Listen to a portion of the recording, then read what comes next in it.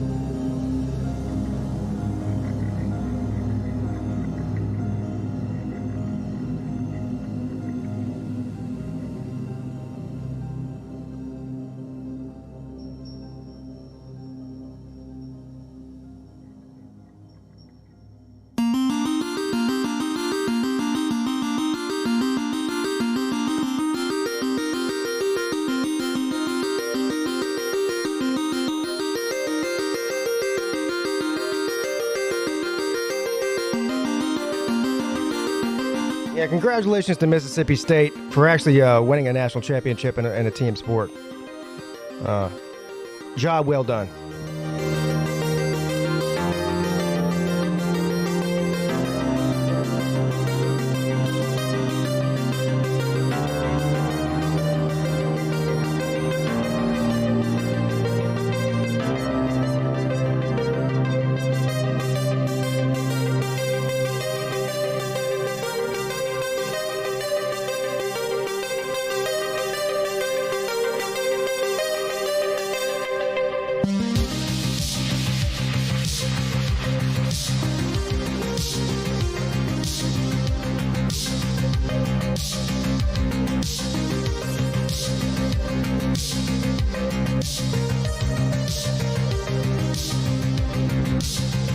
I don't know. I'm still waiting on him to send me the rap. If I don't get to it tonight, I'll get to it Friday night. I'll check my email here in a second.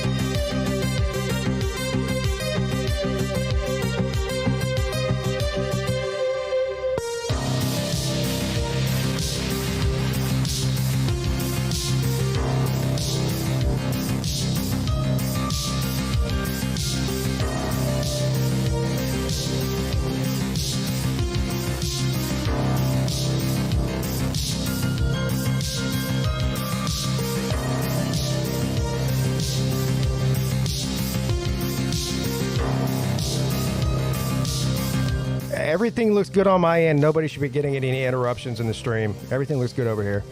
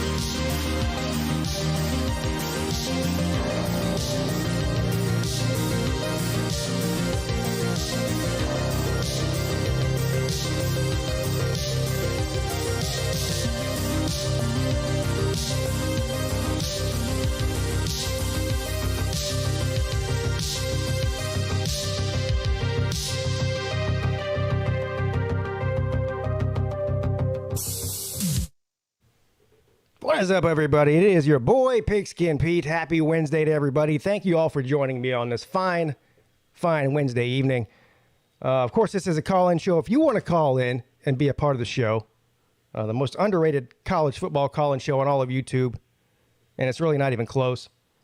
864-207-4522 is the number to make that happen. Of course, tonight I have a special guest, and I see that the phone lines are already jam-packed, which is a good sign. So if you're on hold, I'll be getting to you in just a second. And since the phone lines are packed and nobody's here to listen to me ramble on for 2 hours or look at my ugly face, I will make sure that I keep my opening diatribe to a minimum tonight, okay?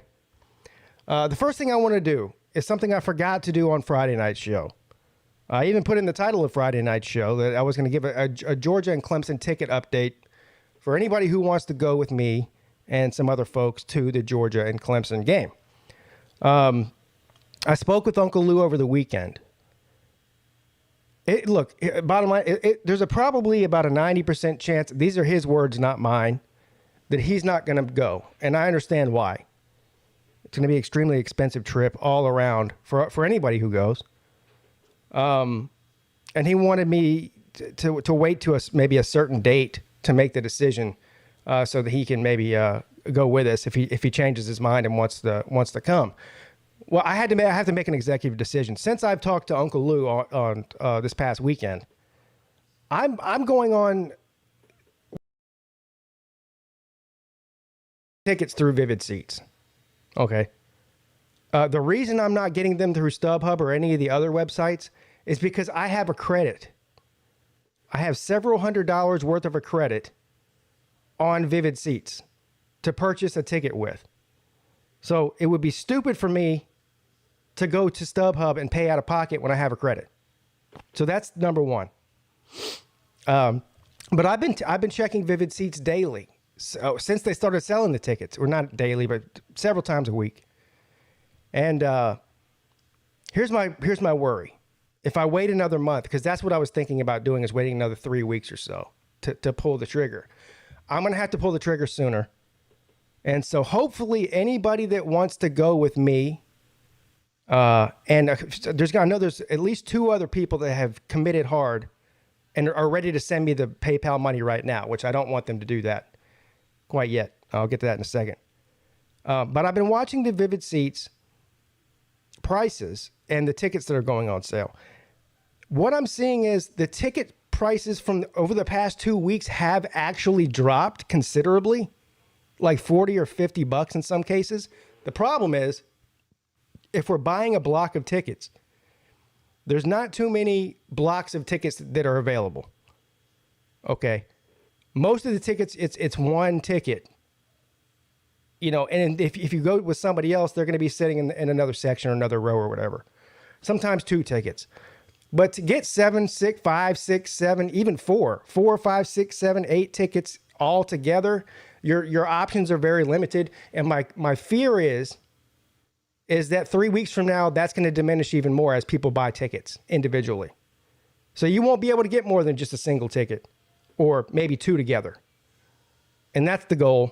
Now, of course, look, it doesn't matter. If you want to go and buy your own ticket on your own accord and you don't care about sitting with me or the other people that come with me, that's completely fine too. We can still hang out before the game, after the game, whatever. But here's the bottom line. I'm pulling the trigger on this thing. I'm giving everybody 9 days. So I'm purchasing the tickets, whether it's just me or me and 7 other people. I'm purchasing the tickets next Friday. So, what is that? What's next Friday? The 9th, I think? Tomorrow's the 1st. Yeah, I think it's the 9th. I'm purchasing the tickets on July 9th. They're probably going to be, and I'll make an official announcement about this too. You can plan on, if you're going to sit with us anyway, you can plan on spending around $400. $330 or so for the ticket. And it's going to be in the upper deck too. Don't be, these aren't going to be sideline, behind the bench seats in the first deck. There's not any of those available.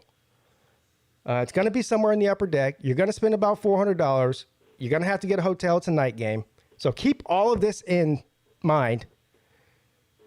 But what I want you to do, and we'll talk about this more on Friday's show, because I want to get as many people to see this as possible that want to come. And if nobody wants to come, that's fine too. I'm going to have the people next Wednesday. By next Thursday. So by midnight on Wednesday night next week, a week from now, I want people to PayPal me. I'll give my PayPal information. It's in the chat. I'll give the exact cost of the ticket for people that want to come. They will PayPal me that exact number, that exact dollar amount, and I will buy a block of tickets on Thursday or Friday. Okay, that's the way it's going to work. What I need from you, don't send me the PayPal tonight. Don't even send it on Friday nights. Wait till Wednesday of next week when I do a show. We'll talk about it a week from now. But what I obviously want you to do in that situation is I will want you to include in the PayPal your name, who you are on YouTube, so I know who you are on YouTube, and specify that you're sending this amount of money for a ticket to sit with us. Okay? And I'm going from there. If one person sends me a PayPal with money, then one person's coming with Pigskin Pete. If 10 send, now I think there's a limit. I don't know. I haven't seen more than maybe 9 or 10 tickets together anywhere on Vivid Seats. And again, my fear is that number is going to go down over the next few weeks as people buy up single tickets. So anyway, well, I'll keep you updated on Friday night show and of course next Wednesday night show. And anybody who wants to come, you're welcome to come. Plan on spending a bunch of money. That's all I can tell you. I'm going anyway. So if you can find a better deal somewhere else and get a ticket for a couple $100, go for it. I wouldn't care about sitting with me. I would just buy the ticket and save a couple of $100. It's not worth $200 to sit with Pigskin Pete. I'm not that interesting, believe me. Thank you for the super chat. Hurricane Logan says, Jacob, EUP, down to put $1,000 on that score prediction. Can we have Pete hold it? Yes, I am officially a bet holder. I can do that. I don't know what the bet is. Maybe you guys want to call in and let me know.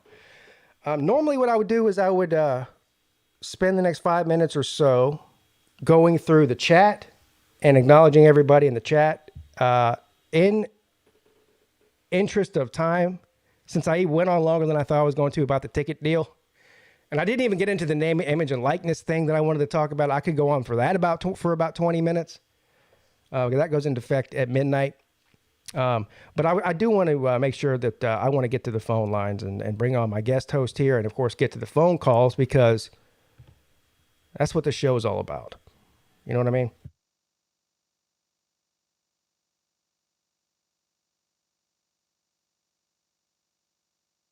What is up? Not much. How you doing, sir? Hey. Thanks for letting me be a guest host tonight. Yes. For everybody who's listening who doesn't know, this is Michael Hogg. Is it Michael Hogg or Michael Hogg? How do you pronounce your name? Hogg. Hogg. Okay. Hogg. So I've been saying it wrong all this time, and you haven't corrected me. Because there's. I have tried to correct you. So Oh, you have? Yeah. Sound like my wife. Be a South Carolina thing. Yeah, you sound like my wife. Always tries to correct me, but I never listen. There's several names that I pronounce incorrectly on purpose. That was not one of them. Like, in other words, I see Jeremy Garrettson in here tonight. He's of course a member of the channel. I always call Jeremy Jermaine instead of Jeremy, partly because I'm slightly dyslexic. And partly because it's funny. But I did not know your name was Michael Hogg. Anyway, take about 2 seconds before we get to the phone calls here and let everybody know a little bit about yourself. Well, obviously, a lot of you guys know that I umpire baseball, but I also do some writing on the side for a couple different websites that I used to, but hopefully if things go right, I'll be doing that again this year. I'll be covering high school, college, and if things go right, I'll be covering the NFL too. Awesome. So who are your favorite teams as a fan? With college is Purdue, and anybody basically that plays Notre Dame. Pros is can respect both, that. or in the NFL is the Colts and Saints. So you're a two-teamer in the NFL, Colts and Saints. Mm-hmm. I'm assuming you like one of them in the AFC. You like one of them in the NFC. You're a Purdue Boilermaker fan, and you are a fan of any team that plays against Purdue. I mean, against Notre Dame. You said, right? Yes. Okay, got it. Yes, sir. All right. We are going to get right to the phone calls here. Does that sound good to you? Phone lines are backed up. Sounds good. All right. Hold on to your hats here. Well, what's up? You're on with Pete and Michael. Hey, Pete and Michael. It's Nate the Great. How you doing tonight? Nate! Hey, Nate, how you doing, sir? Very good. I'm actually pretty good right now. I'm happy for MS State. You're happy for Mississippi State? Is that what you said? Yeah, but as a fan in general, because they needed that. Yeah, congratulations to Mississippi State for winning their first ever national championship in any team sport in the history of their school. So that I mean, listen, that's cool, right? For all the people out there saying there should be an asterisk by this victory because of what happened to NC State, I get it. NC State got screwed, but that's not Mississippi State's fault. I mean, all Mississippi State did was go out there and do what they had to do. So NC State might have been the best team in the country, but none of us will ever know.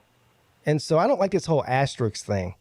There's people trying to put an asterisk besides Alabama's national championship from last year because of COVID. Look, Alabama was the best team last year in football. There was nobody that was going to beat them. So just stop it with that. Anybody who wants to put an asterisk by these things are jealous fans. They're jealous. Yeah. Exactly. And NC State's fans are kind of probably jealous, but they had a really good run.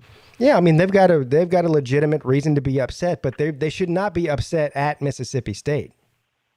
Mississippi State's not the team that did that to them. You know what I mean? So anyway, congratulations to them. Yeah. I'm happy for them. Hey, so Nate, you live in Nebraska. How far are you from Omaha? From downtown, probably like 20 minutes. Oh, do you ever go to the College World Series, or have you ever been? Yeah, I've been to them like a bunch of times when the Rosenblatt, which is the old stadium, used to be the old stadium, but they got like demolished. I don't know why. Yeah. It was called the Rosenblatt. So so I've been to Rosenblatt and been to TD Ameritrade Park. Maybe soon they're probably going to change that name because the TD Ameritrade Park got bought out. So the answer to the question is you have been to the College World Series before. Yep. Okay. Yes. What about you, Michael? Are you a baseball fan? It's a lot. Michael? Yes, I am. All right. Yes, I want to get to it, and I want to get out there sometime. Yeah. For the College World Series. I'm not a huge baseball fan by any means, but I mean, I'm a sports fan. You know, I enjoy just as much as the next guy going to. I've been to a bunch of Major League Baseball games in my life, and they were fun. And you know, being a college sports fan, even though I'm not a huge baseball guy, I would still love to go to Omaha and watch a game there during the World Series. That would be awesome someday. That's on my bucket list. You know what I mean? Yeah. Hey. Go ahead. No, go ahead, Nate. Sorry, I didn't mean to interrupt you.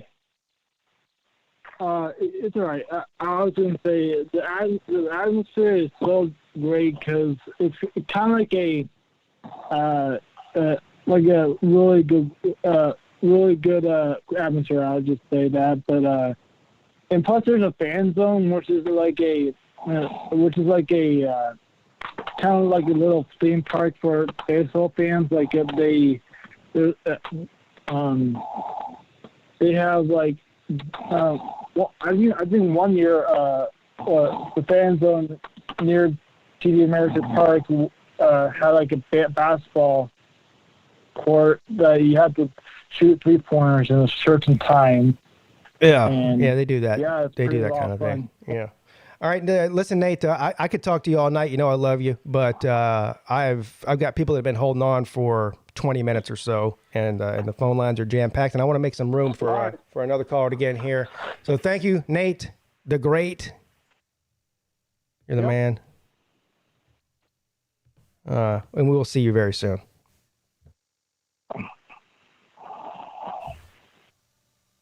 Yeah. All right. I will say, agree with you on that, Pete. Nate is the man. You should see. You guys can't see my. I'm not going to show it either because it has phone numbers on it. But the screen that I look at for my caller screening deal. So you know how whenever you call the number, it says give a reason why you called and your name or whatever. You should see some of the shit that comes up on my screen. That call screener, it's like speaking a different language than whatever the people are calling in or saying. Anyway, some of the stuff. What's up? You're on with Pete and Michael.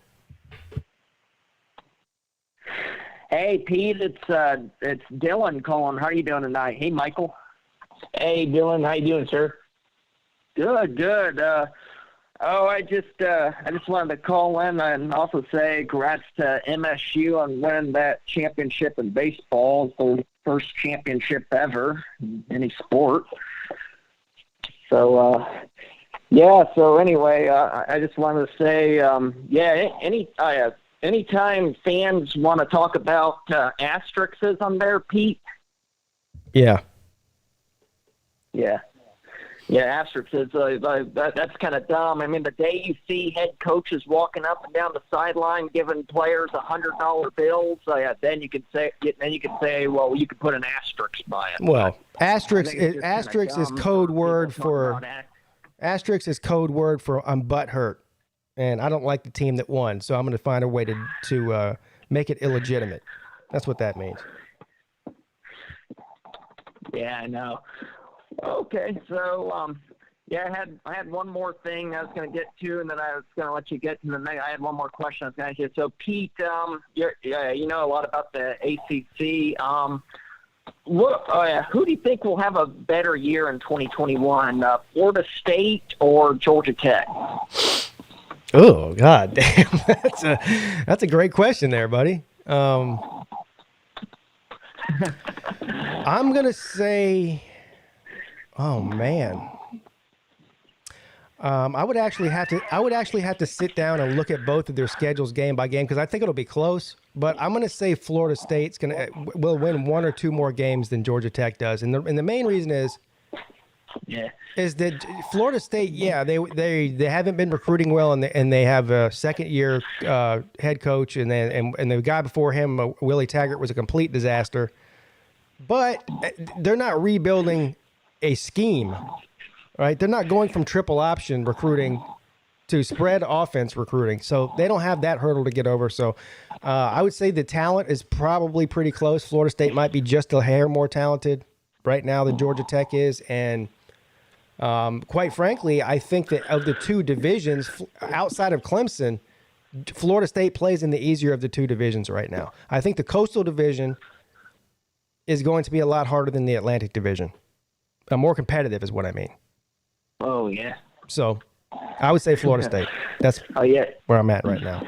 Ask me again next week. That'll probably change. All right, buddy. All right, well, thanks for taking my call, Pete. Yeah. Good talking to you, Michael. I'll let you get on with the callers. Have a good one, then. Thanks. All right, thanks, Dylan. Thanks, Dylan. That's Edward's handler, Dylan Deloney.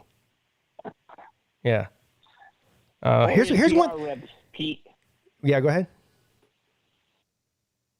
No, I'd say, or it could be a public relations person. Yeah, it's definitely something. He's definitely on Edwards' payroll. I just don't know what his official position is. Here's what I can tell you about Dylan. Mm-hmm. Dylan came to the Slob Olympics in Atlanta last March, and first of all, he's a super nice guy. But I don't think out of all the people at the Slob Olympics, not a lot of football talk went on there. You know what I mean? It was more just hanging out, getting to know each other. Funny stuff. We were concentrating on the Olympics and whatnot. Dylan Deloney talked about football non-stop. As a matter of fact, we were doing the IQ test competition, right? And we were all sitting around on our phones and on laptops and stuff, taking the IQ test at the same time on the internet. I'm sitting there taking the IQ test. I'm in the middle of it. There's smoke coming out of my ears. Trying to think my way through this damn IQ test. Dylan Deloney starts coming up and asking me about Alabama and Ohio State. While I'm taking the IQ test, I had to, he was like a rabid dog with the football questions. I said, Dylan, I'm in the middle of taking an IQ test, buddy. Can you wait till I'm done to start talking about Ohio State and Alabama? So shout out to Dylan for being such a hardcore football fan.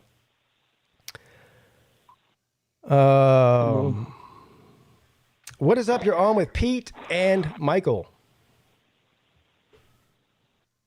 Hey, Pete, Michael, how you doing? It's Hurricane Logan. It's been a long minute. Hurricane Logan, what's up, buddy?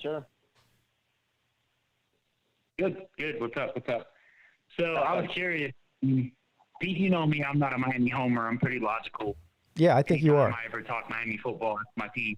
Yeah, I think you're one of the more logical ones. Yeah. What's up with the Georgia homers? Huh? I said, what's up with the Georgia homers? Like, they're treating the Georgia-Clemson game like it's going to be Bama and Miami. Well, this is the At thing. least from what I've seen on Twitter, I think we all have Twitter here. This is the thing. I don't understand what these guys are smoking. I have done nothing more than give every bit of credit to Georgia in this game that they deserve to get. They are one of the top 5 programs in all of America right now. If you look at the recruiting and just the win totals over the past 4 or 5 years, Clemson's only favored to win the game by 3 points or 4, depending on where you're looking. That's not a blowout. But I don't, at least I don't know any, or I haven't seen any. I haven't seen any Clemson fans anywhere, whether it's on YouTube or Twitter or anywhere else, going around talking about blowing Georgia out. But I see it all day, every day, with Georgia thinking they're going to blow Clemson out. And they say the same dumb shit every time, too. They go, Trevor Lawrence ain't there no more. Travis Etienne ain't there no more. I can't name one running back on their roster. I can't name 2 receivers. Only Justin Ross is the only one I know of. Well, yeah, because you're not a Clemson fan. I can't name one single running back outside of Zamir White on Georgia's roster because I don't give a fuck about Georgia. Right? I don't sit down all day and study rosters. So my question. Yeah, go ahead. You're about. You called up to get me mad, didn't you? Sorry. My question as an outsider being logical, let's talk about a few things here. Is Clemson's defensive line, we know who the quarterback is, and then wide receivers. Do you guys have a good wide receiver core? Did you guys lose anybody? Are there questions at the wide receiver position? Because in my opinion, Georgia's secondary is probably their biggest weakness, and I think something DJ and the wide receivers can easily expose. Clemson is absolutely and totally loaded at the wide receiver position. Loaded. Now, Justin Ross is... That's why I see the thing in this game. Yeah. So the thing they say, Amari Rogers and Cornell Powell aren't there anymore.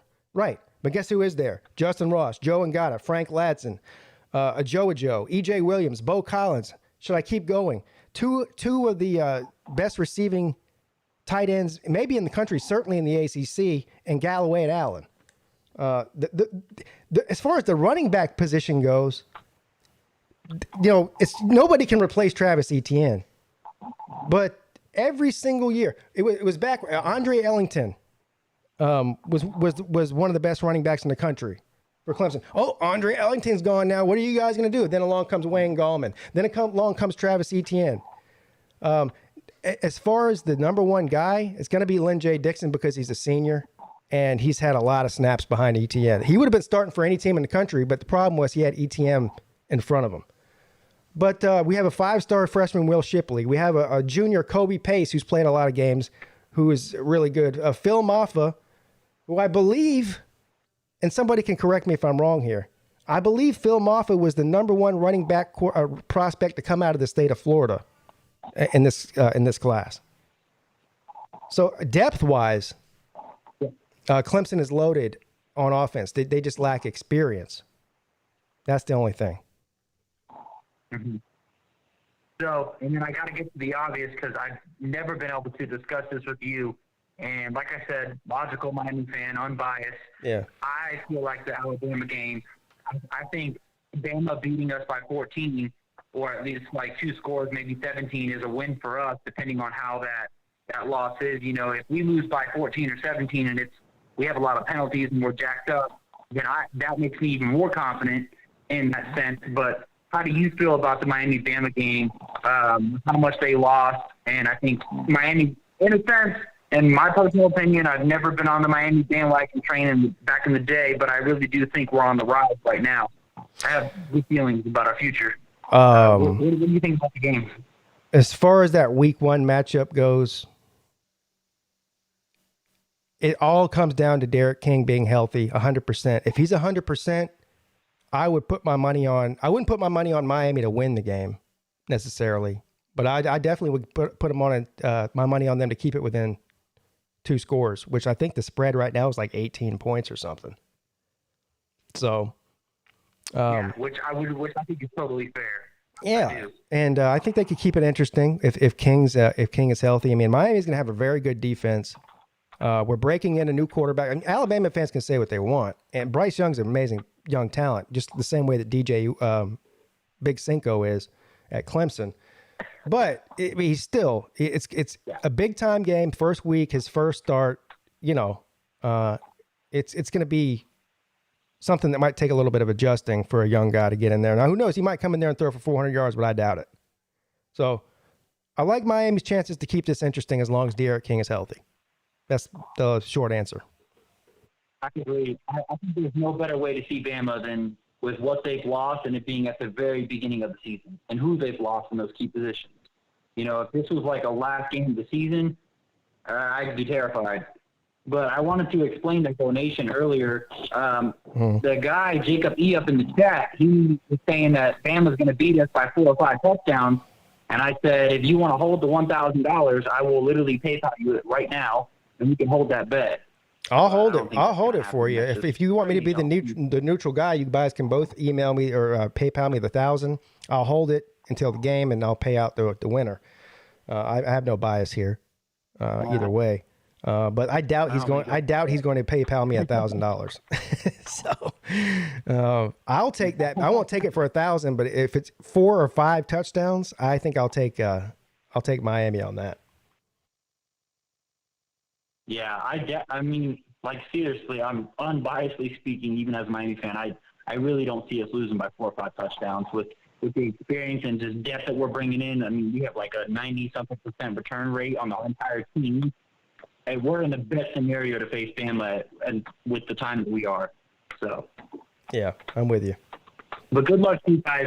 I'll let you go. I know you got other callers. It's freaking packed on the line. I hope you guys spank the hell out of Georgia. That's all I'm going to say.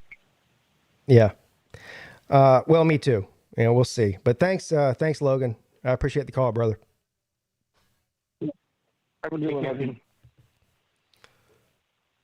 Haven't heard from old Hurricane Logan in a while. Of course, he is in the military. He's, I think he was stationed in. I should have asked him this. Now I'm trying to make up what I think he was stationed in Colorado Springs, and he's moved somewhere else now. I don't know. I don't know. I should have asked him that. But anyway, what do you think about taking another call here, Michael? Would that be good for you? Sounds good. All right. Yes, it would. All right. Anybody else who wants to call in? I got 3 people on the line, but there's still a little bit of room left in here. The number to call in is 864-207-4522. What's up? You're on with Pete and Michael. Hey, it's Comic Dude. Hey, what's up? Listen to this. Look at here. Haven't heard from you in a while. I know, right? It's been a long while. How are you? And nice to meet you, Mike. Nice to meet you too, man. Yeah. How about it? We're 2 months away and half pretty soon. What was that? Sorry, I didn't hear that. Another thing, how exciting it is to be like close to the season. Oh yeah, you can start to feel it in the air. The people are starting to have an unrest of sorts. The anger and vitriol and venom that's being spit around social media between the fans is nothing short of amazing and fantastic. So yeah, we're right at about 2 months, I think. Right at around 2 months before the season starts. Mm-hmm. A little early for me because our openers was moved to Thursday, the 2nd. So, yay! And for anybody who's listening, I'm checking the PayPal right now. Mm-hmm. People are telling me to check it, but old Comic Dude right here, he's been going to Rutgers and he's in the band and he's been going there for I think what 15 years or 18 years. How long have you been there? 5 years. I'm the GT Barrett of 5 years. Yes. All right. I'm just kidding. But so you're expected to graduate when? May of 2022. Thank you to, I believe this is Ray Finkel. I'm not going to say the person's name, but thank you for the PayPal, and I will get to your request immediately, if not sooner. As a matter of fact, I'll do it right now. Hold on. Go ahead, Comic Dude.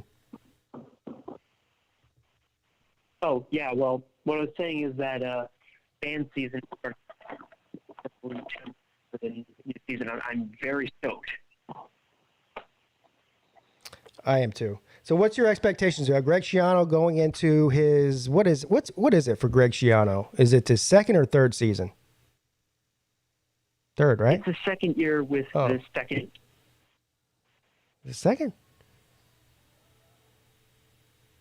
Yep.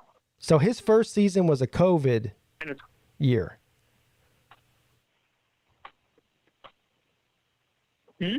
His first season was during COVID? I guess. Yeah, I mean, you know better than I do. That's right. Yeah, I don't know why I feel like he's been there longer. Yeah. Maybe it's just because I feel like, I don't know. Anyway. So what's the expectation for Rutgers football? I mean, they've been a bottom 5 team in all of the FBS probably. In the Power 5 anyway, not all of the FBS, for several years now, and it looks like Schiano's got them headed in the right direction. So what's the realistic expectation from Comic Dude as a student, and then the general fan of the Scarlet Knights? Well, student, I'd have to say that both the students and the fans are expecting at least 6. Because there's a lot of optimism. Because there's experience, there's improved talent. Like the team looks bigger, faster, and stronger from last year and even 2 years ago. Yes, I think I read somewhere that the 2021 signing class, the one from last year, was that the best signing class that Rutgers has had since the last time that Schiano was there? Pretty much, yes. And for those of you who don't know, we have a top 10 class 2022. Right. Yeah, recruiting's taken off. Yeah.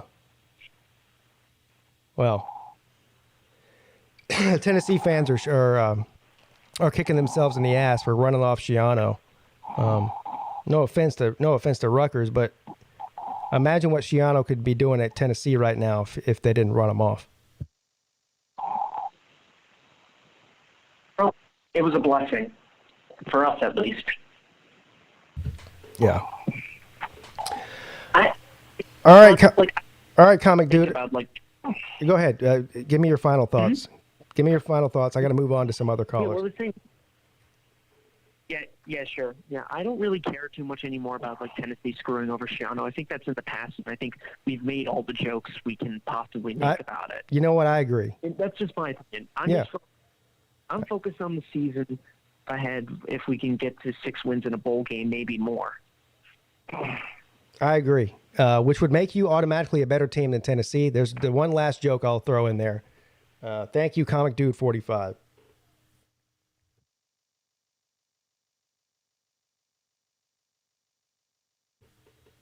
Yes, everybody's asking about Tiger Baskins. He's supposed to send me a rap song. I don't know. I'll have to go check my email and see if it's on there. But I'm definitely patiently awaiting that. The two that he sent in to Uncle Lou for the talent show were amazing and fantastic. So he says this is his best work yet, and I believe him. What's up? You're on with Pete and Michael. Hey, Pete, it's Byron. Hey, what's up, Byron? How you doing, buddy? Hey, Byron. Not much. Well, first off, I'm so anticipating the Clemson Georgia game because it has so much of a weight. Yeah, in the regular season, because so many people are talking about if either team wins one of those wins that game, they can lose another one because that's a strong strength of schedule game. How do you think Clemson is going to win that? How do I think they're going to win? Are we going to pass the ball? Well, mainly because we don't have anybody behind DJ.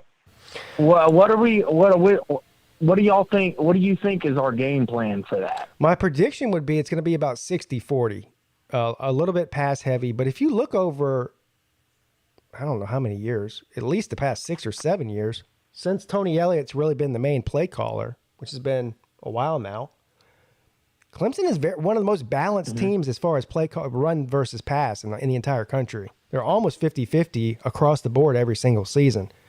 Now, every game is slightly different. Yeah.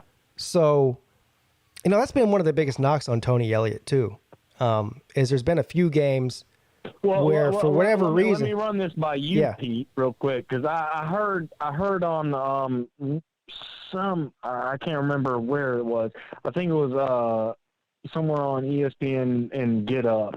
They were talking about how it seemed like Tony Elliott was it was Mark Rogers got Jason Priester on there, and Jason said that Tony's possibly going to be trying to just tweak it a little bit.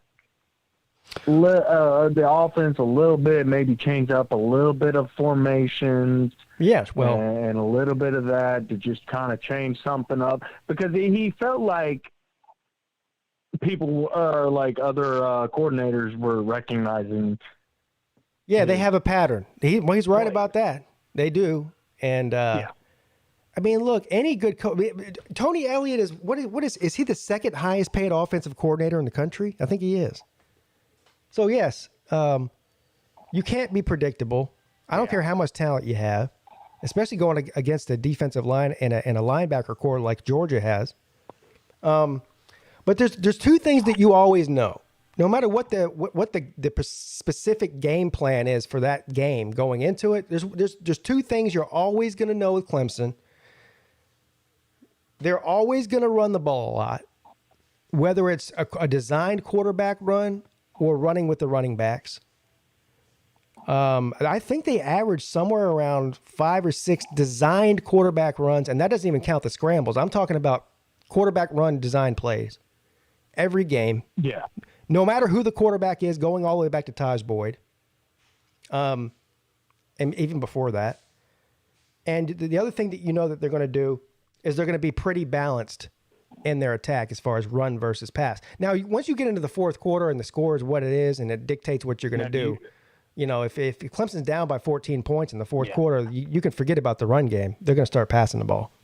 But that's the MO for Tony Elliott. Do you limit the run game of the quarterback whenever you know you don't have a true number 2? No.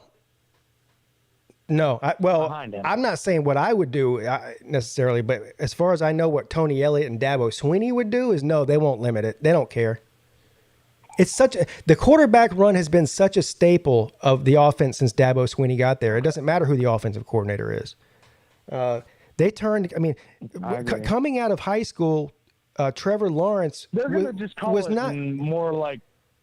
Yeah, coming out of high school, Trevor Lawrence was not known as a running quarterback, but they worked on that. They ran the shit out of him, really, for a pocket passer, and he ended up doing some damage with his legs. And listen, let's be honest here. DJ is going to be a bruiser in the run game. He's big and he's fast. He's going to be somebody you don't want to see the 265-pound quarterback running at you full speed. I hate to say it, he's more athletic. Yeah, he's way more athletic. Yeah. I mean, he lit up. We saw Trevor play. Hey, who's losing a lung over there? Y'all okay? Excuse me. That's Michael's. Michael, I think, is just hitting the bong. That's all. Sorry about that. No, sorry about that. It's all good. We saw Trevor go from this pocket passer to a mobile quarterback and all that, but I just think, and I've heard it just talked on ESPN and all that. Do you think that we're going to maybe limit or maybe even disguise our QB runs in a different way this year?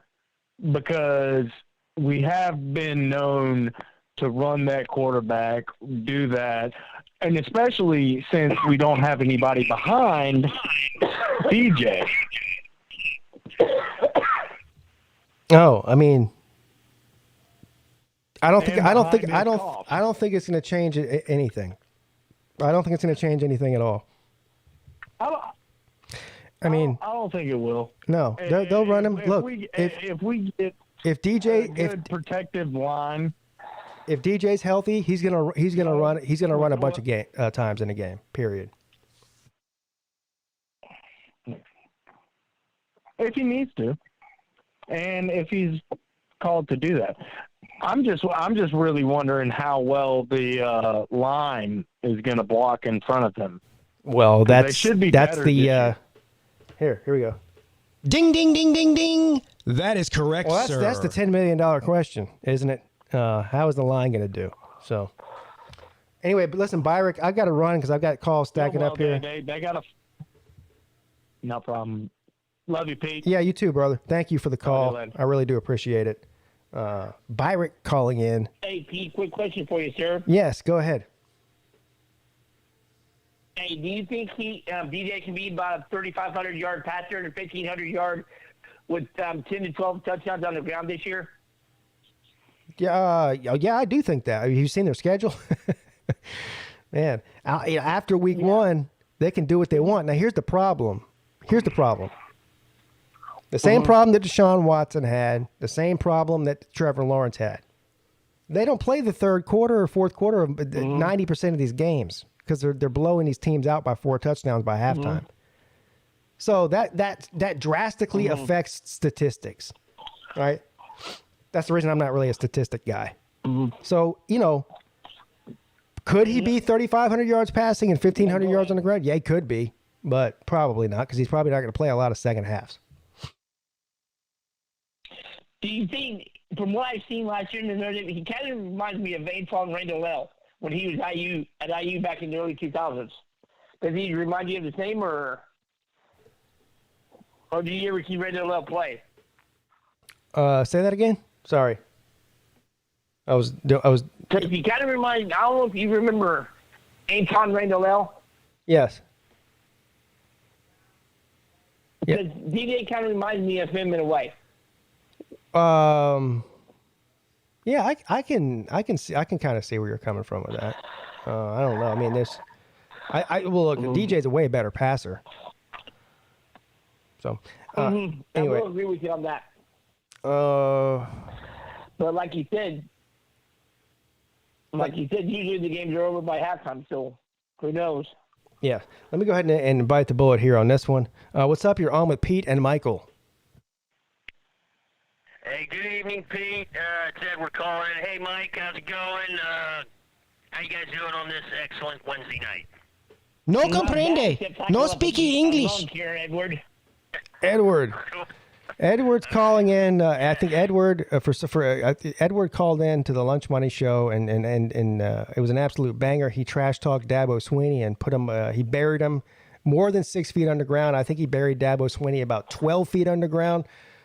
Is that what you're calling to do again tonight? Based on what I'm seeing on the screen here, you've got Dabo Swinney on your mind a lot lately.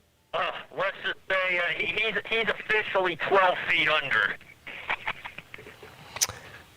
Jeff Webster, he did not call. Jeff Webster, he did not call the show tonight. This is the first time I've talked to Edward. So, I don't know what you're talking about, but. Yeah, well, Dabo Swinney, he's 12 feet under. 12 feet under, right. Yeah, 6 feet wasn't deep enough, was it? Yeah. Right. There you go. Yeah, Mike, you should see that trash talk where I nailed Dabo Swinney. If you hadn't seen it, you should hear it, man. No, I heard it, and I wish you would do that with Jeff Brom sometime. With who? Jeff Brom, Purdue's coach. Ah. Okay. I might think about that one. I got a question to ask you. If both you guys want to answer it, y'all may.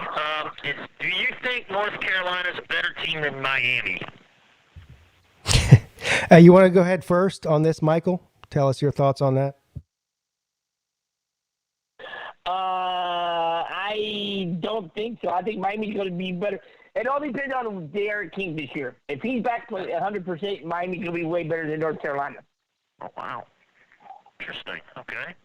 What do you think, Pete? Same or what's your... Well, I got into a debate with our boy Slim Shady Canes a couple of weeks ago about this. I'm picking North Carolina to win the Coastal Division, and some Miami fans didn't like that too much. And I don't think it's going to be like, a big gap between the two or anything. When it comes down to it, I'm looking at quarterback play, and I just think Sam Howell is going to be a better quarterback than Derek King. And they're both really good. So it's not a knock on Derek King. But when it comes down to the come down, I'm trusting Mac Brown at this point. From what I've seen from him, I'm trusting Mac Brown as a head coach more than I'm trusting Manny Diaz. Now, I could be totally wrong. Believe me, I've been wrong before. I was wrong once last week, but before that, I've never been wrong before. So, yeah. So I think North Carolina slightly better. All right, cool. But I will. Oh, go ahead. I will say this: though, Mac Brown is a better coach than Manny Diaz. So I will say that though. Yeah. Well, I mean, listen, Mac Brown's a national championship winning Hall of Fame. Excuse me, future Hall of Fame coach. I know. All right, cool. Yeah. Well, if it's all right, I'd like to go ahead and give some shout-outs, and then I'll jump on out of the way. I know you got some other callers to take, so. Sure, go ahead, real quick. All right. Pizza Woman, shout-out to you. Traveling Fool, shout-out to you. Tiger Baskin, shout-out to you. Gator Hater, Noel Nation, shout-out to you. Rag Dog, shout-out to you. Everybody in the comment section, shout-out. Y'all are awesome. And shout-out to you, Mr. Hogg. Thank you, sir. All right. Yes, thank you, Edward. Talk to you. You're amazing and fantastic. I'll see you on Monday for the Lunch Money Show trash talking session. Can't wait to hear what you have in store for us this coming Monday. The phone lines are still full, so this is good, Michael. But I've got to choose because, well, there's one on here I know who it is. There's one of them here I know who it is. The other two I don't know who they are, but I want to answer. Sure I know who it is too. I want to answer this one for one reason and one reason only. Before I answer the other two, and it's because of the area code that it's coming from is Clemson country. So I got to hear this person real quick. What's up? You're on with Peete and Michael Hogg. Okay. Long time listener, long time chatter, first time caller. Finkel is Ihorn. Oh my God! Hold on now.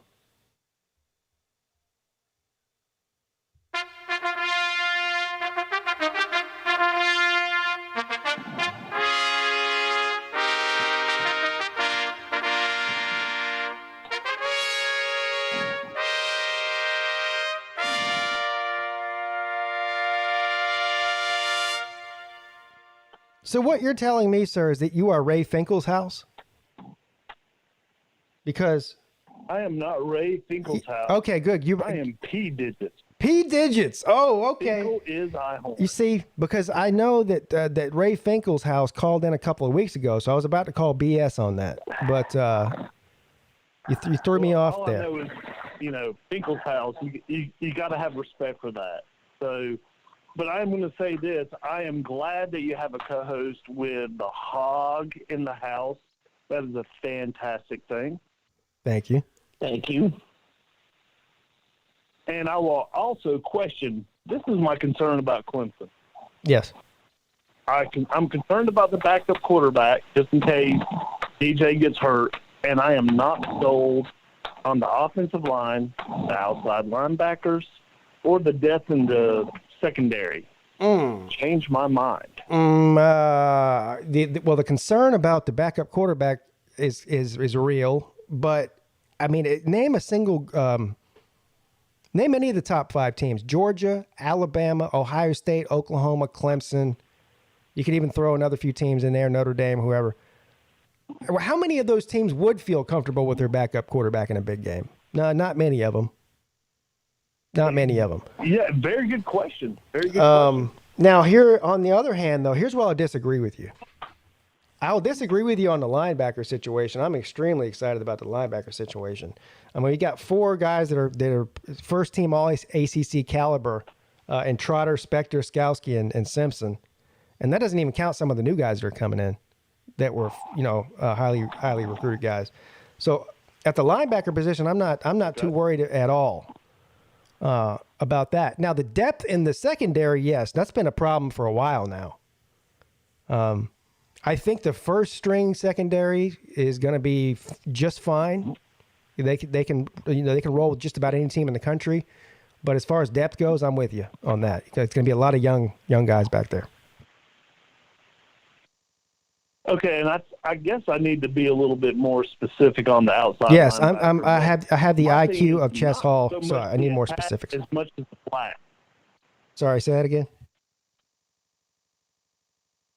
I said my thoughts on the outside linebacker. I need to be more specific. It's not about the attack on the QB or the running back. It's more on the outside on the flats. It's the speed, and I know we've upgraded with. I think on the left side a little bit, but Skowski, he's great going after the quarterback and on blitz. But if you get him on the outside, he's going to get exposed. Well, yeah, I agree, and that's where Brent Venables gets so creative with the safeties, and we have a lot of speed at safety. Here's the thing. So last year and the year before that. Well, certainly in 2019, maybe not so much in 2020, he went from playing mainly a 4-3 to a 3-4, and then I think this year Clemson's defensive line is so loaded, and this might be the most depth we've had certainly since 2018, but maybe even before that. On the defensive line, that there's not going to be as much pressure put on the linebackers to stop the run, and they can get a little bit more involved in pass coverage. So I think just because of the the experience and talent and depth on the defensive line, that's going to really, really help out. Certainly the linebackers and also the safeties. Well, I appreciate it, Pete, and I'll go ahead and jump off so other callers can get in. Yes. Like I said, man, I've enjoyed your show. First-time caller. I'm sure I'll be back. Thank you, Pete Digits. I appreciate you calling in. Don't be a stranger, man. He has been. All right, guys, take care. Pete Digits has been not a caller, a viewer and a commenter since I mean, I don't even know, maybe since I had 20 subscribers 4 years ago, almost 4 years ago. He was one of the first ones around here. And actually, I can't believe that's the first time he's ever called in. Being a Clemson guy and whatnot. But anyway. I will say this, Pete. I've only been on here for 2 months, and Pete Digits is probably one of the coolest people in your street, man. Yeah. He supports the entire college football community. I'm hearing some feedback on your. Is that coming from you? I don't know. I've been having it through the whole show. I got my earbuds plugged into my phone and muted on my laptop, so I don't know. Okay. Is that any better? No, I still hear it. Sound like it. No, I still hear it. Do you guys hear it in the chat? Do you guys hear it in the It's chat? it's bugging me. It's like, it's bugging me.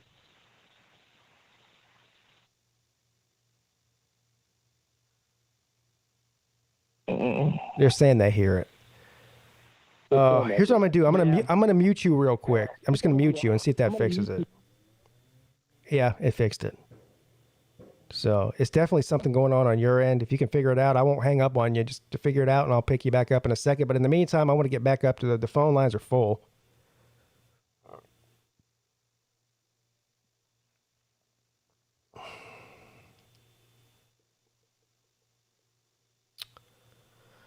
What's up? You're on with Pete. Hey, Pete. J-Dub calling from Iowa. How we doing tonight? J-Dub, what's up, buddy?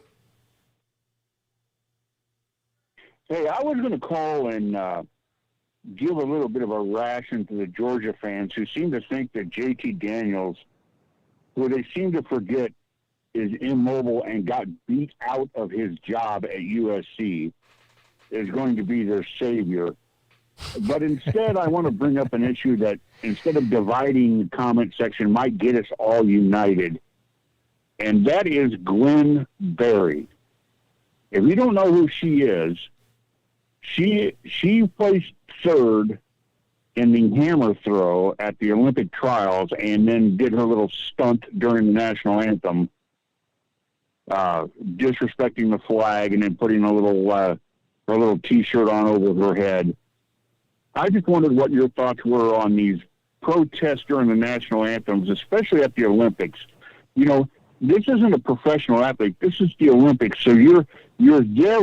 You're not there as an American citizen per se. You're there actually representing the United States. Yeah. It would be like if I was an employee or playing for Coca-Cola, and I went to the Coca-Cola games and I stood up there on the platform and drank a Pepsi right out in front of everybody.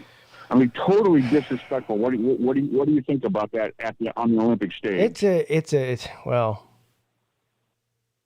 I'm with you. It's a different thing than doing it in the NFL. But listen, as a free American, she can do what she wants. I mean, I believe that. But when you do something like that, you also have to understand you're going to be criticized for it. So there's going to be a certain percentage of people that just don't like it flat out, no matter what the reason is. But here's one of my problems with these. So if you people could say what they want to about Colin Kaepernick. Bottom line is Colin Kaepernick was the first one to do that and bring attention to it. So, but all these other people, look, the whole point of doing a protest of some sort is to make a change. Did this woman doing this change anything? I doubt it. I don't know what she's trying to change or what her deal is. I honestly shouldn't even be commenting on it because I don't really know enough about it to make a coherent, opinion on it. But here's the way I feel about it. These people, the part of being an American is being free to do what you want to do, even if it's protesting the national anthem or whatever it is. I mean, that's just part of it being an American. So, you can like it or not like it. And if you do something like that, then you better be ready for the criticism for doing it. Oh yeah, I mean, I'll defend to the end her freedom as an American citizen to protest if she wants.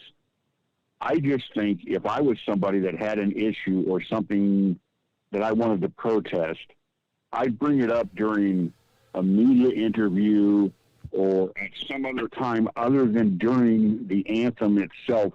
And here's why. And here's where I think Kaepernick went wrong. He got all the attention, but it was counterproductive. The backlash caused the issue he was trying to promote, more harm than it did good.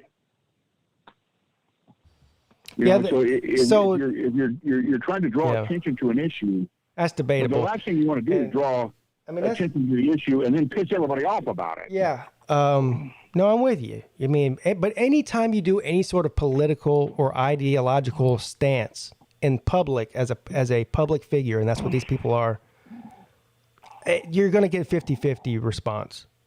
You know what I mean? And so the debates, it's an endless debate. Do I think that this woman that did this, I don't even know who she is. Do I think that she's a bad person? No. Do I think that she hates America? Probably not. I mean, I don't think she does. I think she has some sort of a political message or an ideological message that she wants to get out there. And she's got some exposure for it. The problem is there's 50% of the population that no matter what you say is not going to like it, right? At least 50%. Oh, yeah. Right. So, people saying you can't criticize people that do this type of thing. Yeah, you're free to do what you want, but you're also free to get criticized for it. So you better buckle up and get ready for that. Hey, Pete, I know you got other callers. I want to say hey to Michael Hogg, your co-host tonight, doing a fine job.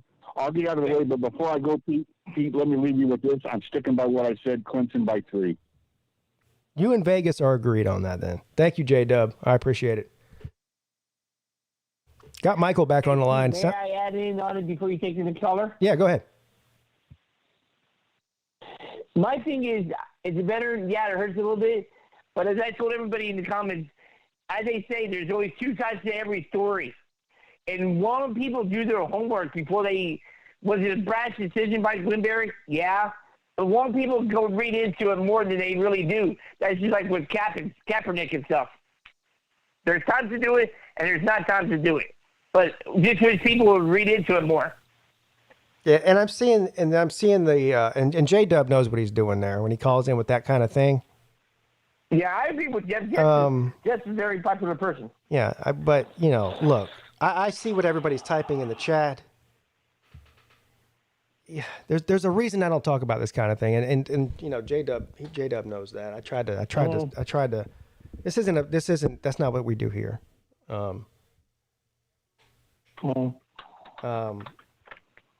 Anyway, I just here's the thing. If I even start getting into my personal feelings on things, then that's all the show will ever be about, because I have very strong feelings about that kind of thing. Personal feelings, but I also don't look down on anybody else for having a different view than me.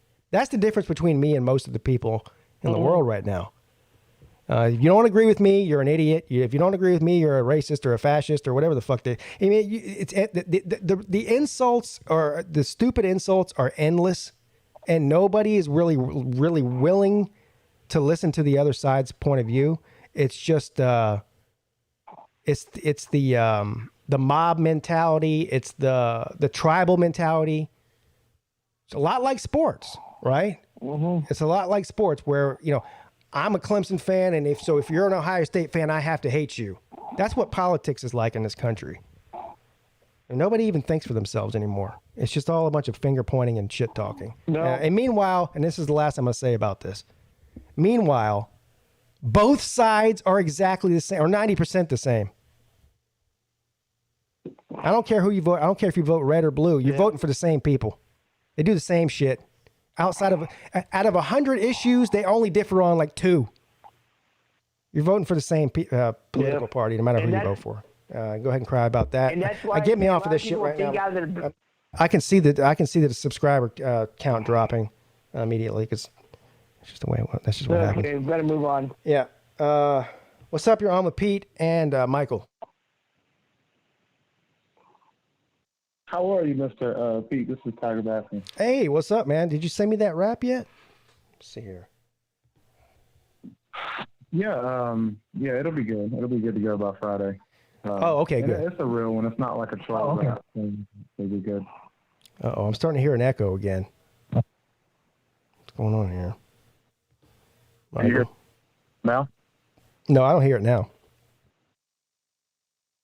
Okay, good. That was my fault. I was on speaker. But I was just saying, it's not a troll rap, so it'll be a good one. It'll be a real one. But I had my question, but first I'll just kind of touch on that, what you guys were talking about. Not to go into politics, but I don't have a side either. Like, I don't choose a side either. Like, I'm mixed, but I don't, because I know, part of it is divisive, but then, like, Hogg was saying, I know that, I get it. I know that everybody has their story or their reasons.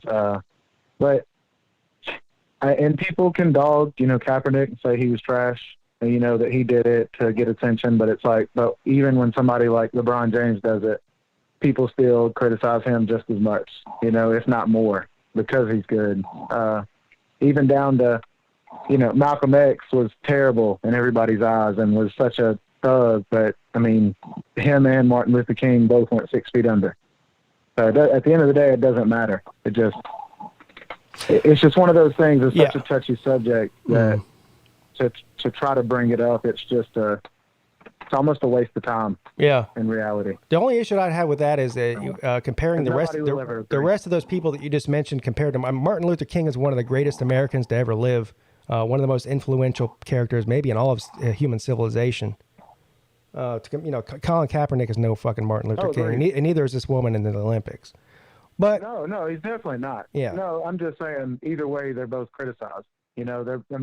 Martin Luther King, even though he's the greatest, might have caused the most destruction of all time with dogs and water hoses and that was from just marching.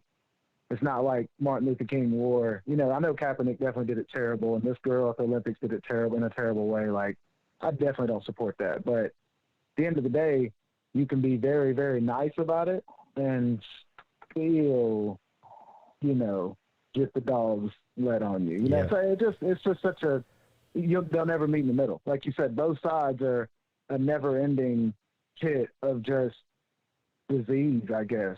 Like, they'll never agree on anything. There's all these subjects that they could go over and issues they could go over, but they always focus on the main ones, to keep control. But I know.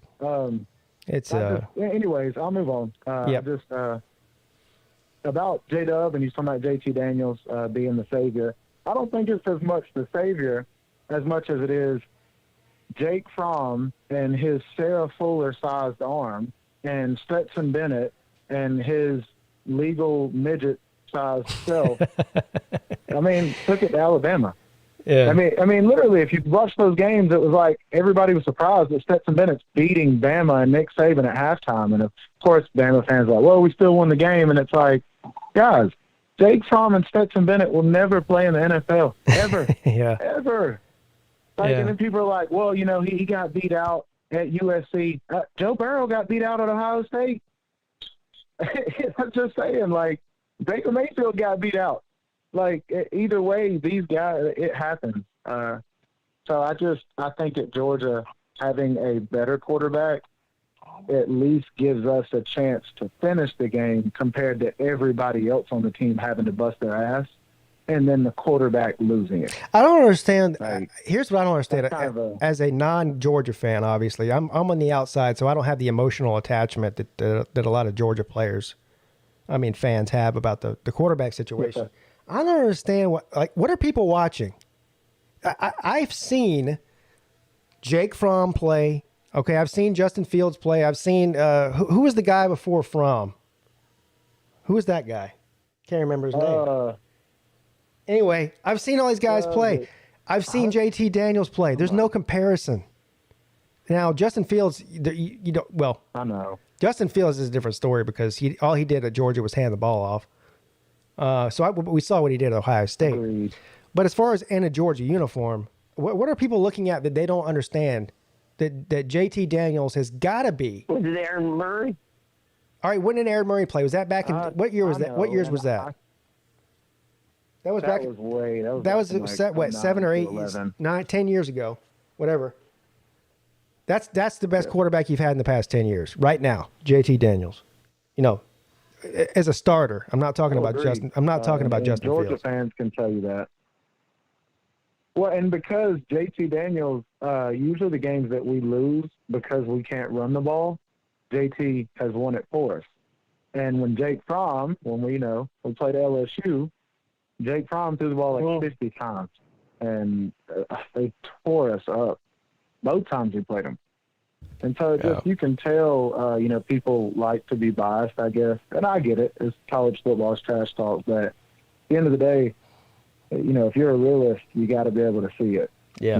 You have to be able to see that. But my question to you, Big Dog, aside from Georgia, because we know that's a big game, that's not a for sure win or loss, what team on Clemson's schedule do you feel will give y'all the most trouble in the season? Whether they beat you or it's a game to the wire or, they just bring it out in the first half. What team do you have your eye on? Boston College. Season, besides Georgia. Boston College. Really? Yeah. Really? Why is that? And look, this is out of all the teams in the ACC that's on their schedule, that's who I'd give Clemson the biggest upset alert on. Now, I don't think there's going to be like a knockdown, drag-out game or anything, but I really think they're headed in the right direction, and I really like their quarterback. And they have one of the best running backs in the ACC. Phil Jerkovich, the guy who transferred from Notre Dame last season, that played for Boston College, he's really good quarterback. And so, I think that's one of those games that Clemson does not need to be looking past, basically, is what I'm getting at. That could be one that they could – you know how Clemson slips up against an ACC team virtually every year.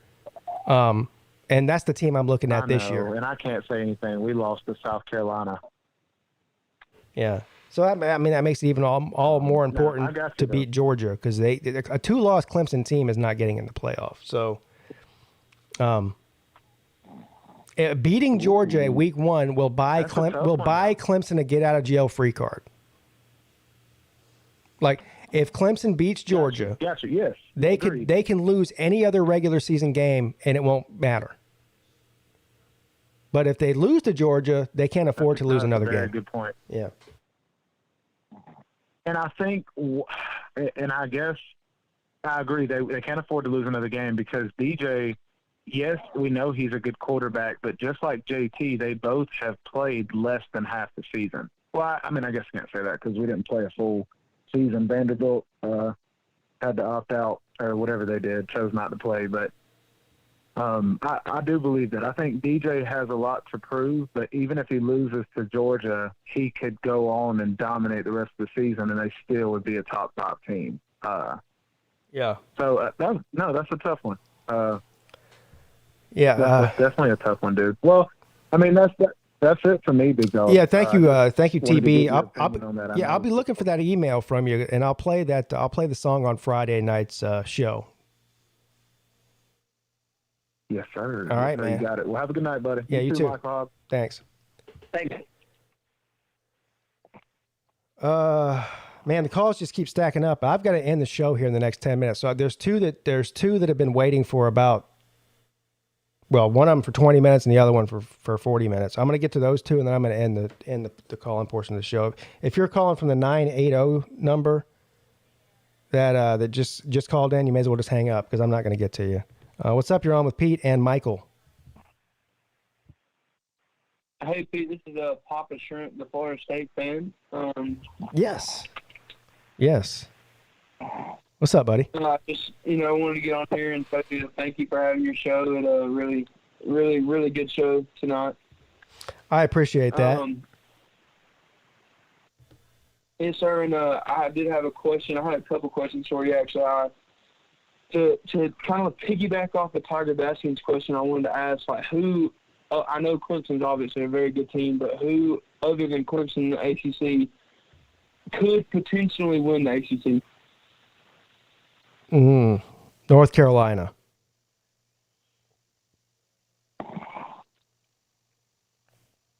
Yeah, I mean, North Carolina's a really good one, and I really think that Miami and NC State are going to shock a lot of people this year. That's one. NC State is such a hard team to figure out, aren't they? They might be the biggest roller coaster team. At least when some of these other teams, like they're pretty much middle of the road, 8-win, 7-8-win teams every year. Most of the ACC, of course, you got a team like Florida State that was a top 5 team for 30 years, and then now they're barely not, in the top 40. But most of the other teams are pretty predictable from year to year. Most of them. Now, NC State, on the other hand, they got to be one of the most. They have to be maybe the most unpredictable team from year to year in the ACC. I mean, they could be a 10-win team or a 4-win team, and nobody knows leading into the season which one of those two things it's going to be until the season happens. You know what I mean? Yeah, I agree with that. It's just that they're very unpredictable, but they're returning. If I'm not mistaken, they are returning a lot, which I know last season wasn't really much of a season in itself, but to have that experience anyway is still really, really big.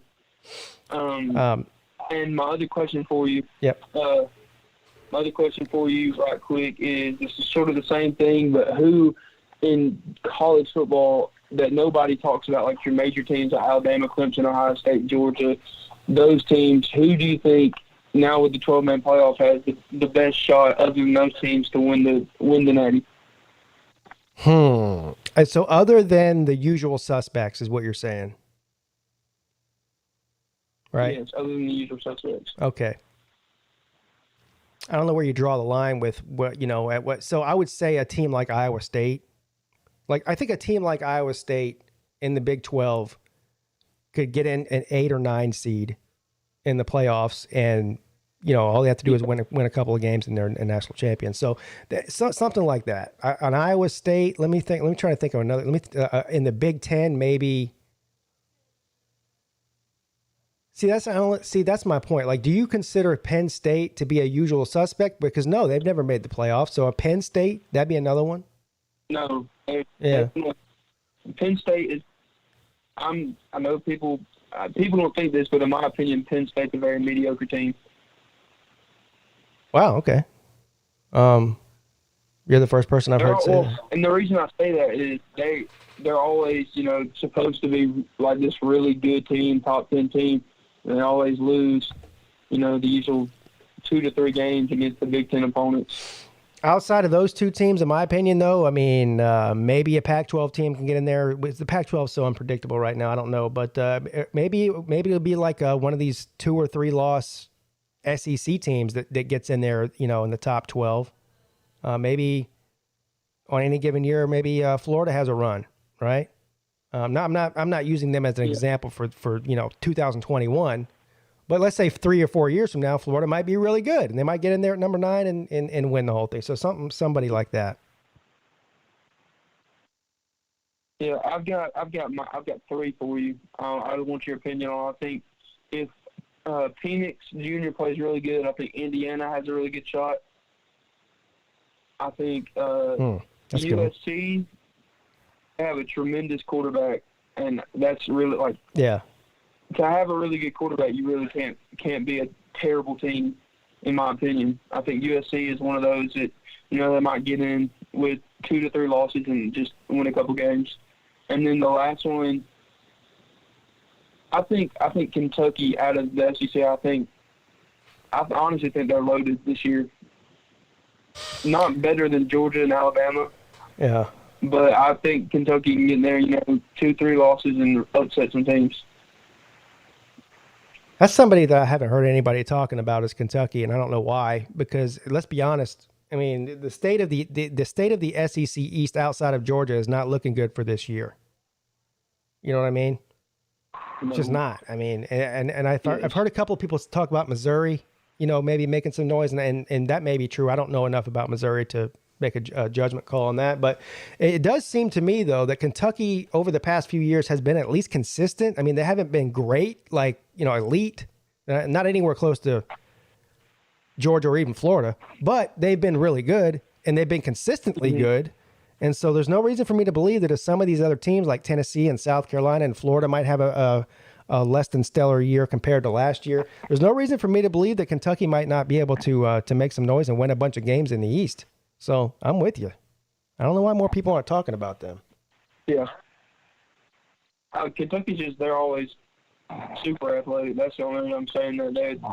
They're just, they always have tremendous athletes that do really good. So, well, thank you for taking my call. I do appreciate it, and I will let you get to the last caller. All right, buddy. Thank you. It appears as if I've lost my my co-host here. I don't know if he just got annoyed with me and hung up on me. I'm here. Oh, you're here? Oh, there you are. Can you hear me? Yeah, I see you. I see you now. I was just waiting to say one team I was going to add, but it's not a Power 5 with Cincinnati. Cincinnati, yes. That's a great pick there, Michael. I didn't even. You know what? I didn't even think outside of the Power 5 when we were talking about that. But you're right, Cincinnati, and there's a handful of other ones too, right? UCF and Boise State, and there's a few.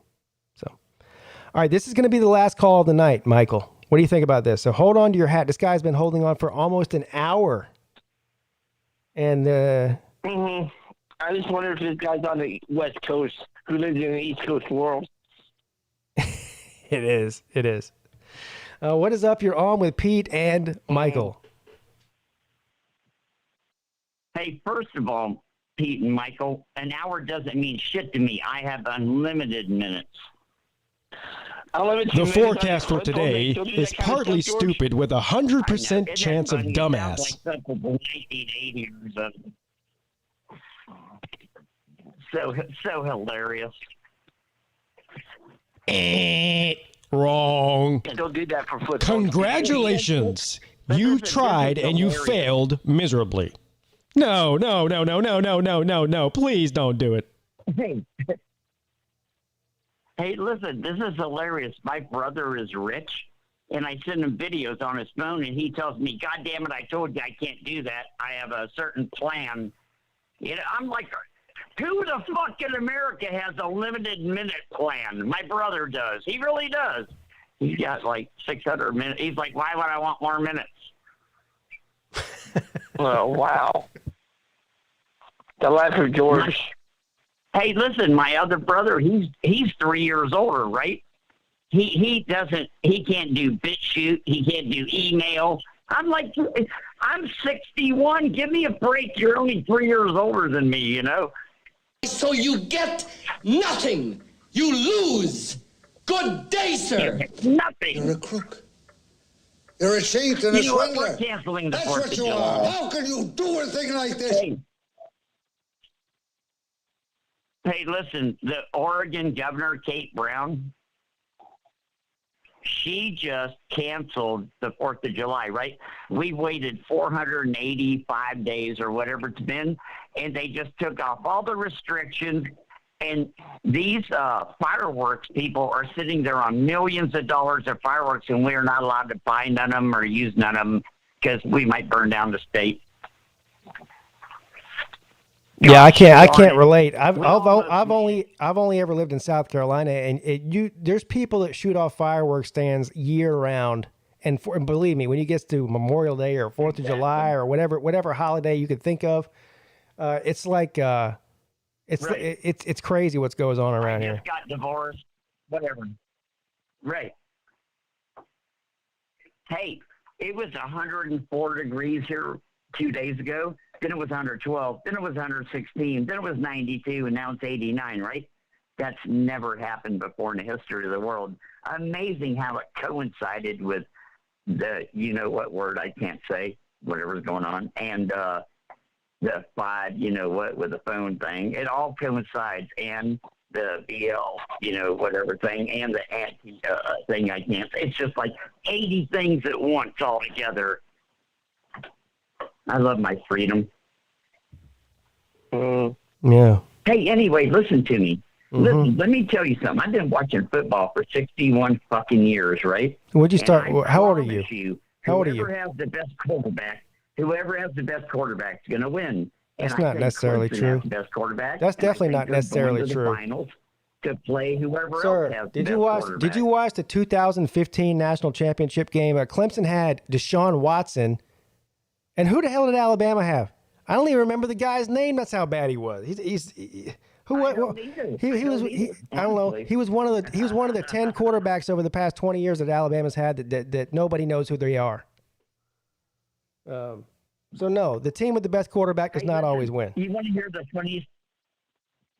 Here's the funniest fucking thing you've ever heard in the history of the world. I swear to God.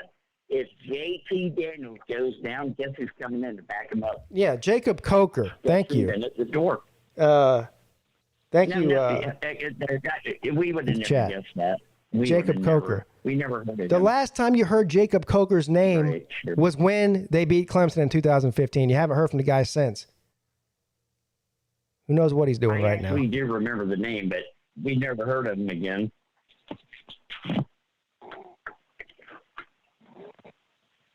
Okay, so the governor canceled the 4th of July and ordered everybody to go sit on their bed and breathe their own air through a mask and pass out or throw up. It's horrible. I hate Oregon. No Christmas, no New Year's, no Valentine's, no Thanksgiving, no anything else. 4th of July, and we're free, and it's like... you can go fuck yourself. Bunch of goddamn Wuhan fucking whatever. Bend over, suck my fucking nuts. I'll give you the goat. Yeah, you can go fuck yourself. Yeah, you can go fuck yourself. Yeah, you can go fuck. Do you know what's on TV today? Yeah, you can go. Yeah, you can go. I'm watching. Yeah, you can go. I'm watching the. Yeah, you can go. I'm watching. Yeah, you can go fuck yourself. Oh, the fucker. You're lucky I held on for an hour. Otherwise, I wouldn't put up with this. I don't have confidence in De'Aaron King no more. I love the kid, but I just coming back from an injury. I don't know, you know. DeAndre Johnson. DeAndre Johnson. DeAndre Johnson. Fuck you, fucking freshman. Fuck.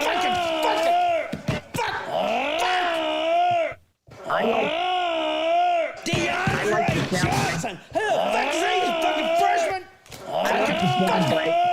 DeAndre Johnson. Can you close yourself with some kind of a fucking running thread? Fuck. You fucking fuck. Can you close yourself with some kind of a fucking running thread? You fucking fuck. Well, we did it, Michael. I had to get rid of George because he was, he was being George. Thank you, George. Thank you, George, for calling in, though. I appreciate it. Actually, yeah, thanks for the call, George. I actually was getting ready to go to bed, but now I might want to go to a local bar and drink and drown my sorrows from that phone call. Yeah. You would think if you sat on hold for 52 minutes. Hold on, how long you sit on hold for? Let me see here. Let me find it. Anyway, whatever. It was close to an hour. You would think that you would have something more to talk about than what he had to talk about. He likes to talk about his favorite subject is to talk about the coronavirus. The Wuhan. You can go fuck yourself. Bunch of goddamn Wuhan fucking whatever. Bend over, suck my fucking nuts. I'll give you the goat. So, but Michael, I want to give a special thanks to you for taking the time to come on and be on the show tonight and co-host the show with me. I think you did an amazing and fantastic job. I appreciate it, and I gotta ask you this: when he calls, do you have the bottom close by to you, or you just wait till after the show is over when George calls? Yeah, both. Listen, I was going to say the fact that the show goes on at all is a minor miracle. It's an honor Thanks for doing it. Thanks for letting me do this. Yeah, thank you. No, thank you, sir. You're amazing. Everyone go check out Michael Hogg. I believe he says he's going to be doing some prediction videos on his YouTube channel. So type in Michael M.A. Well, I don't know how many YouTube channels are named that, but I'm assuming there's not many. Shouldn't be too hard to find. And of course, I will look forward to having Michael on in the future as a guest host as well. If you missed the beginning of the show, I did give an update on how I'm handling the purchasing and distribution thereof of the Clemson versus Georgia tickets. That'll be next week. I got to pull the trigger on this thing here. I'm getting nervous. So if you weren't here at the beginning and you're planning on going into the game and you possibly want to sit with Pigskin Pete and some of these other people, make sure you rewatch the video. It's the first thing I talk about after the intro. And I'll talk about it again on Friday night, and I'll talk about it again next Wednesday. And after that, it's go time. After that, it's go time. Thank you to all the people that sent in super chats. Thank you to all the people that sent in PayPals. And by the way, I want to give a special shout out to a couple of people that sent me a PayPals after the show on Friday night last week, so I didn't get to thank them on air. But both Rhino26 and Huffer Billy Paw came through with some very generous PayPal donations to the show, and I want to give them a special thanks. And of course, the ones I got tonight. And everybody that showed up in the chat, hit the thumbs up. That's free. That helps. YouTube really cares about that for whatever reason. I can't figure out why, but they do. Thank you, P Digits, who also called in tonight. Thank you to all the callers. Tonight was an amazing show. I think that, if I'm being serious here, I've been doing this call-in show for over 2 years. Weekly. Sometimes 2 times a week, sometimes 3 times a week over the past 2 years. More than 2 years. And I would say over the past couple of months, past 2 months in particular, the shows have been extremely entertaining. And that's not because of me. I mean, I'm just the guy running the show, but it's not because of me. It's because of all of you. So thank you all for participating and making the show what it is. All right, guys. I will see you. Oh, Traveling Fools, thank you for the super chat. Says great show. Hit that thumbs up, mother effers. That's right. That's right. Thank you, Brendan. All right, guys, I'll see you on Friday night at 10 p.m. Again, we'll do it again. And I'm sure it'll be amazing and fantastic. All right, y'all be safe. I'll see you on Friday. Your boy, Pigskin Pete, is checking out.